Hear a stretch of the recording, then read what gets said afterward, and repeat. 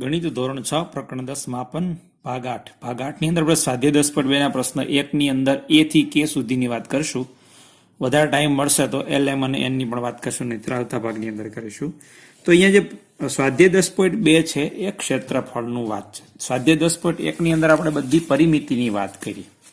હવે અહીંયા તમને કેટલીક આકૃતિઓ આપી છે. પરિમિતિ એટલે ફરતી કિનારીની લંબાઈનો સરવાળો, બરાબર. પછી આ હોય કોઈ પણ આકાર કોઈ પણ હોય એની ફરતી કિનારીની લંબાઈ એને કહેવાય પરિમિતિ. પણ એક ક્ષેત્રફળ એટલે શું? તો તમે જોઈ શકો કે આ પાઠ્યપુસ્તકના પાનાની અંદર આ બંધ આકૃતિ છે, આ બંધ આકૃતિ છે, બંને જગ્યા રોકે છે. તો તમે જોઈ શકો છો આના કરતાં વધારે જગ્યા આ રોકે છે. અહીંયા આ બેની સરખામણી કરીએ તો આના કરતાં જગ્યા આ વધારે રોકે છે. આ બેની સરખામણી કરીએ તો આ બંનેની અંદર આ વધારે જગ્યા રોકે છે, આ ઓછી જગ્યા રોકે છે. આ બે સ્ટારની સરખામણી કરીએ તો આ જગ્યા ઓછી રોકે છે, આ વધારે જગ્યા રોકે છે. ટૂંકમાં કોઈ પણ બંધ આકૃતિએ સપાટીમાં કેટલો ભાગ રોક્યો છે તેને કહેવાય ક્ષેત્રફળ, બરાબર.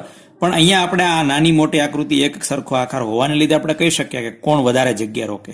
પણ તમને હું એવું કહું કે બે આ આકૃતિ અને આ આકૃતિ આ બંનેમાંથી કોણ વધારે જગ્યા રોકે, એટલે કોનું ક્ષેત્રફળ વધારે, તો એના માટે આપણે ગણતરી કર્યા વગર કહી શકીએ નહીં. અહીંયા આની અને આની સરખામણી કરીએ તો પણ આપણે કહી શકીએ નહીં કોણ વધારે જગ્યા રોકશે. આની અને આની સરખામણી કરીએ તો પણ આપણે ન કહી શકીએ કે કોણ વધારે જગ્યા, એટલે કે કોનું ક્ષેત્રફળ વધારે છે. એ જાણવા માટે આપણે ગણતરી કરવી પડે. એના માટે આપણે શું કરવું પડે? આવી કોઈ આકૃતિઓ હોય તો તેને આવા ગ્રાફ પેપર ઉપર આપણે મૂકી અને આપણે ગણતરી કરી શકીએ કે કેટલા ખાના દબાય છે નીચે, તો કેટલા ખાના જગ્યા રોકે છે એ એનું ક્ષેત્રફળ કહેવાય. હવે આપણે અહીંયા સ્વાધ્યાય 10.2 જે છે એ અહીંયા તમને નીચેની આકૃતિઓના ક્ષેત્રફળ આવૃત ચોરસની ગણતરી કરીને મેળવો. હવે આ જે ચોરસ છે ને આપણે એક ચોરસ એકમ કહી શકીએ, બરાબર, કારણ કે એની લંબાઈને પહોળાઈ આપણને ખબર નથી. પણ તમે જોઈ શકો આ આકૃતિ છે એ આ આકૃતિની અંદર 1 2 3 4 5 6 7 8 અને 9 ચોરસ ખાના રોકાય છે. માટે આ આકૃતિનું ક્ષેત્રફળ 9 ચોરસ એકમ કહી શકાય. ચોરસ એટલે આ ચોરસ ખાનું, એકમ એટલે એક, એવા કેટલા છે તો કે 9. માટે આનું ક્ષેત્રફળ 9 ચોરસ એકમ થાય.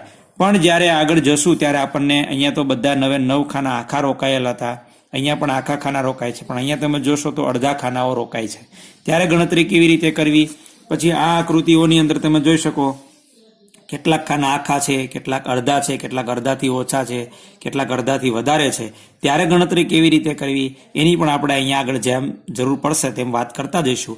અત્યારે સૌ પ્રથમ આપણે એ થી કે સુધીની વાત કરીએ અને એના ક્ષેત્રફળની ગણતરી કેવી રીતે કરી શકાય, કોઈ આકૃતિએ રોકેલી જગ્યા કેટલા ચોરસ એકમ છે એ આપણે કેવી રીતે ગણતરી કરીએ એ હવે આપણે અહીંયા જોઈએ. તો આપણે આકૃતિ પેલો એ દાખલો છે, હું આકૃતિ નથી દોરતો પણ આ આકૃતિનો ઉપયોગ કરી અને સીધી અહીંયા ગણતરી દર્શાવું છું, બરાબર. તો સૌ પ્રથમ આપણે એવું લખવું પડે કે આના દ્વારા એટલે કે આકૃતિ દ્વારા પૂર્ણ એટલે કે આખા, આવૃત એટલે કે ઢંકાયેલા, પૂર્ણ આવૃત ચોરસ કેટલા છે? પૂર્ણ આવૃત ચોરસ તો કે ગણતરી કરીએ. આ 1 2 3 4 5 6 7 8 અને 9. તો પૂર્ણ આવૃત ચોરસ 9 છે. અર્ધ આવૃત કોઈ છે નહીં તો લખવાની જરૂર નથી. અડધાથી ઓછા તો કે નહીં, અડધાથી વધારે તો કે નહીં. તો આપણે કહી શકીએ કુલ ક્ષેત્રફળ એટલે કે આપેલ આકૃતિનું કુલ ક્ષેત્રફળ બરાબર 9 ચોરસ એકમો. આ પેલી આકૃતિ માટે આપણે કામ કર્યું. શા માટે? જેમ આગળ જશું એમ ખબર પડશે કે આમાં જુદી જુદી વેરાયટીઓ આવતી જશે.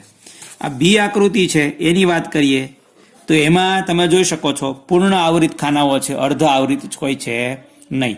એટલે કે બધા ખાના જેટલા ઢંકાયેલા છે બધા પૂરેપૂરા છે. તો આપણે લખીએ સૌ પ્રથમ પૂર્ણ આવૃત ચોરસ કેટલા છે? બરાબર. તો કે 1 2 3 4 અને 5.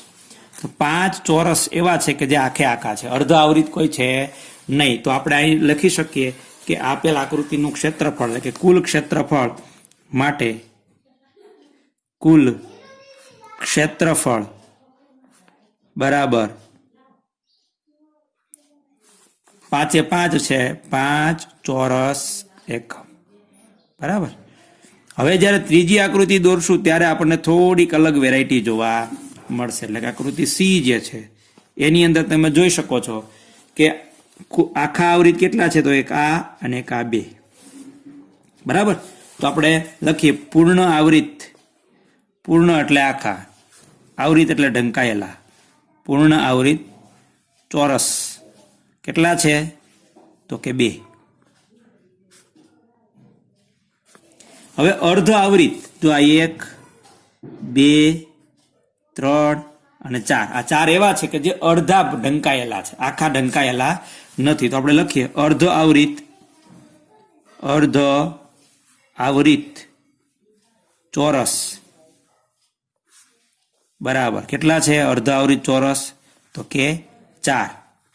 પણ હવે જ્યારે અડધા અડધા ભેગા કરીએ, આ અડધું અને આ અડધું ભેગું કરીએ એટલે એક ખાનું આખું થાય.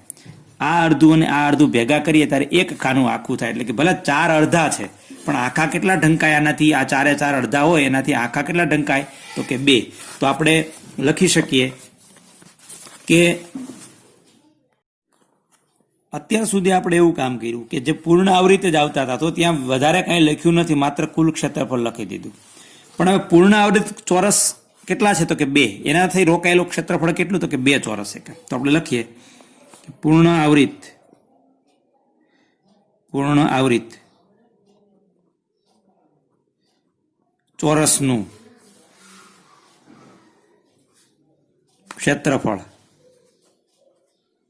બરાબર 2 કેટલા ખાના છે? 2 ગુણ્યા 1. આ 1 એટલે આખું ખાનું એમ, બરાબર 2 ચોરસ એકમ. આ 2 ચોરસ એકમ પૂર્ણ આવૃત ખાના દ્વારા રોકાયેલું ક્ષેત્રફળ. હવે અર્ધ આવૃત. અર્ધ આવૃત ચોરસનું ક્ષેત્રફળ. અડધો કેટલા છે? અડધા તો કે 4. એને ગુણ્યા અડધું. અડધું એટલે 1/2, એટલે કે ખરેખર ગુણાકાર અંશનો અંશમાં 4 એકા 4 અને છેદમાં અહીંયા છેદમાં 1 હોય 1 દુ 2. છેદ ઉડાડીએ 4/2 કરીએ તો જવાબ આવે 2. 2 ચોરસ એકમ. હવે આપણે કુલ ક્ષેત્રફળ મેળવવું છે તો આપણે લખીએ કુલ ક્ષેત્રફળ કોનું? આકૃતિ સી નું. કુલ ક્ષેત્રફળ બરાબર આ બંનેનો સરવાળો 2 ચોરસ એકમ વત્તા 2 ચોરસ એકમ બરાબર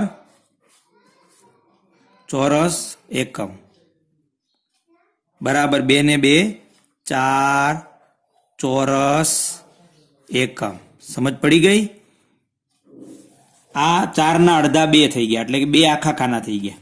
આ 2 ખાના આખા છે, આ 4 ના 4 અડધા હતા એના ભેગા કર્યા એટલે 2 ખાના આખા થયા, એટલે 2 ખાના આખા અને 2 ખાના અડધા અડધા દ્વારા જે રોકાતા હતા એને ભેગા કર્યા એટલે 2 ખાના આખા. 2 ને 2 4 ખાના ખરેખર આ આકૃતિ રોક્યા કહેવાય. 2 આ આખા અને આને નાને ભેગા કરો એટલે આ એક આખું, આને નાને ભેગા કરો એટલે આ આખું, એટલે કે કુલ 4 આખા ખાના એટલે કે 4 ચોરસ એકમ આ આકૃતિનું ક્ષેત્રફળ થાય. એવી રીતે આપણે વાત કરીએ ડી ની આકૃતિ.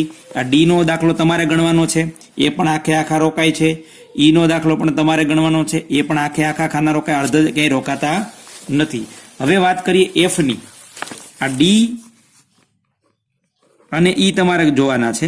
એફ દાખલો હું ગણાવું છું. એફ ની અંદર તમે જોઈ શકો, પેલા આપણે આખા ખાના ગણી લઈએ. એક આ અને એક આ, 2 જ ખાના આખા છે.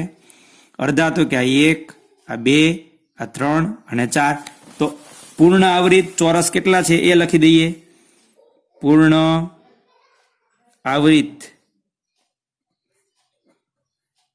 ચોરસ બરાબર કેટલા? તો કે 2. અર્ધ આવૃત ચોરસ કેટલા? તો કે 4. અર્ધ આવૃત ચોરસ બરાબર 4. અડધા 4 છે પણ આને 4 અડધાને ભેગા કરીએ એટલે કે 4 અડધા સફરજન હોય એ 4 અડધા સફરજનને ભેગા કરીએ એટલે 2 સફરજન આખા થાય આપણી ભાષામાં કહીએ તો. તો અહીંયા આપણે લખીએ પૂર્ણ આવૃત ચોરસનું ક્ષેત્રફળ કેટલું? તો કે 2. તો એ લખીએ પૂર્ણ આવૃત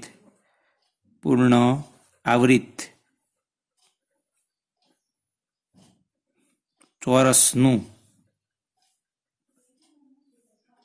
ક્ષેત્રફળ બરાબર 2 ગુણ્યા આખું આખું એટલે 1 બરાબર 2 ચોરસ એકમ. અહીંયા અર્ધ આવૃત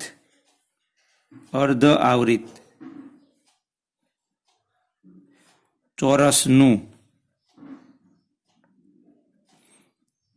ક્ષેત્રફળ બરાબર કેટલા અડધા છે 4 એને ગુણ્યા અડધું 4 ને અડધા વડે ગુણો એટલે 4 એકા 4 છેદમાં 2 4 ભાગ્યા 2 કરો એટલે અહીંયા સાઈડમાં કરી જો તમને ખ્યાલ આવે કદાચ કે ગયા દાખલામાં નહોતું કર્યું 4 ભાગ્યા 2 2 દુ 4 0 કેટલો જવાબ આવ્યો તો કે 2 અથવા તો છેદ ઉડાડી શકાય 2 દુ 4 તો અહીં જવાબ આવ્યો 2 ચોરસ એકમ.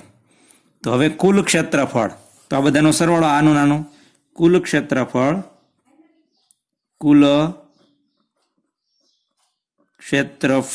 બરાબર પૂર્ણ આવૃત ચોરસનું ક્ષેત્રફળ વત્તા અર્ધ આવૃત ચોરસનું ક્ષેત્રફળ એટલા ચોરસ એકમ. કેટલું થશે 2 ને 2 4 ચોરસ એકમ. એકમ એટલા માટે કારણ કે અહીંયા માપ ચોક્કસ નથી. જ્યારે આગળ ભણશું ત્યારે સેન્ટીમીટર કે મીટર કે એવો જવાબ આવશે કારણ કે ત્યારે આપણને આપ્યું છે માપ કે આટલા માપ એ ચોરસ સેન્ટીમીટર એટલે કે સેન્ટીમીટર લંબાઈ છે સેન્ટીમીટર પહોળાઈ છે ત્યારે ચોરસ સેન્ટીમીટર થાય. અહીંયા કોઈ એકમ નથી આપ્યો એટલે આપણે પાછળ એકમ લખીએ છીએ. એવી રીતે આ આકૃતિનું ક્ષેત્રફળ તમે જોઈ શકો આખા કેટલા છે તો એ મેળવી લેવાના બરાબર. પછી અડધા કેટલા છે તો એ મેળવી લેવાના. અહીંયા બધા આખા છે અહીંયા પણ બધા આખા છે. અહીંયા આખા અને અડધા 2 છે એ પણ તમારે મેળવવાનું છે. અહીંયા પણ આખા અને અડધા 2 છે એ તમારે મેળવવાનું છે. એટલે H નંબરનો I નંબરનો J નંબરનો અને K નંબરનો દાખલો તમારે ગણવાનો છે. આવતા ભાગની અંદર હું L M અને N નો દાખલો ગણાવીશ એટલે આપણને ખ્યાલ આવે કે જ્યારે આખા અને અડધા હોય ત્યારે તો આપણે આ રીત સમજી ગયા પણ જ્યારે અડધાથી વધારે હોય અને અડધાથી ઓછા હોય ત્યારે આપણે કેવી રીતે ગણતરી કરવી એની વાત હવે આપણે પછીના ભાગની અંદર કરશું.